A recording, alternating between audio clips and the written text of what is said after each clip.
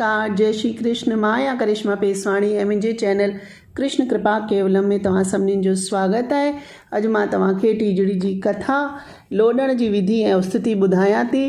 टीजड़ी जी कथा कीअं रखिबो आहे, उन में छा खपबो आहे, उहा विस्तृत जानकारी मां पहिरें ई हिकु वीडियो में ॾेई चुकी आहियां। तव्हांखे डिस्क्रिप्शन में लिंक मिली वेंदो, हुते तव्हां ॾिसी सघो था। त अचो ॿुधूं टीजड़ी माता जी कथा ऐं सभिनीनि खां पहिरियों हुनजो लोॾो। टीजड़ी माता जी जय। नंढी वॾी गौर जा हिंदोर में लोॾियूं, राणी पूजे राज सां असी पूजू सुहाग सां। नंढी वॾी गौर जा हिंदोरे में लोॾियां, राणी पूजे राज सां असां पूजू सुहाग भाग सां।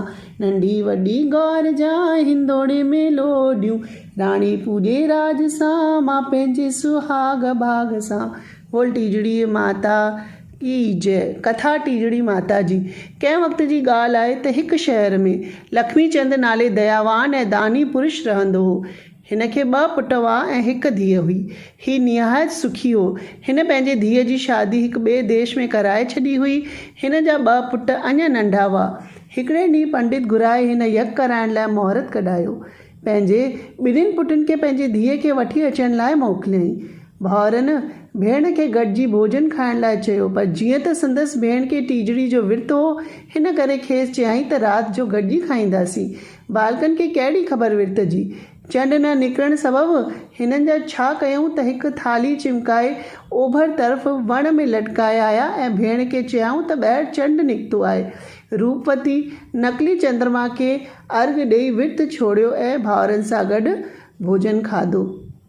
विर्त जे भंग थियण सां रूपवती जो पति ॻरी कंडा थी वियो ऐं भाउरनि हिन सां दगा कई हुई, जंहिं करे उहा छा करे। हुनखे हिन ॻाल्हि जी का बि ख़बर न हुई।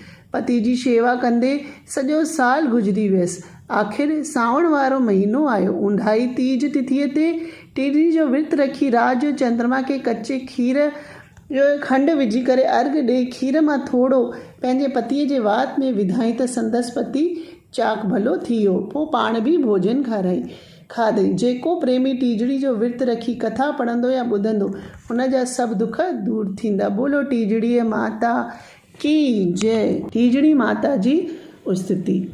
तीज सावण जो पख उंधायो, विर्त टीजड़ीअ वारो।